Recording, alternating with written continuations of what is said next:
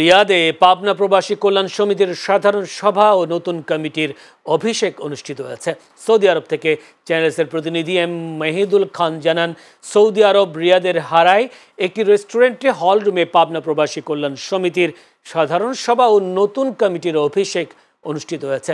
রিয়াদে পাবনা প্রবাসী কল্যাণ সমিতির আহ্বায়ক বাদল বিশ্বাসের সভাপতিত্বে এবং সংগঠনটির সদস্য সচিব সজীব হোসেন মৃদার সঞ্চালনায় সংগঠনটির গঠনতন্ত্র অনুযায়ী সর্বসম্মতিক্রমে রিয়াদের বিশিষ্ট ব্যবসায়ী মোহাম্মদ রাসেল সর্দারকে সভাপতি এবং মোহাম্মদ নজমুল ইসলাম সোহেলকে সাধারণ সম্পাদক নির্বাচিত করা হয়। এছাড়াও সহসভাপতি নামুল হক উজ্জ্বল, যুগ্ম সাধারণ সম্পাদক শাহাবুল আলম শিহাব, সহ সাধারণ সম্পাদক মোহাম্মদ নাসির উদ্দিন, সাংগঠনিক সম্পাদক মোহাম্মদ আব্দুর রাজ্জাক সহ আগামী 2 বছরের জন্য মোট 31 সদস্যের কার্যকরী কমিটি ঘোষণা করা হয়।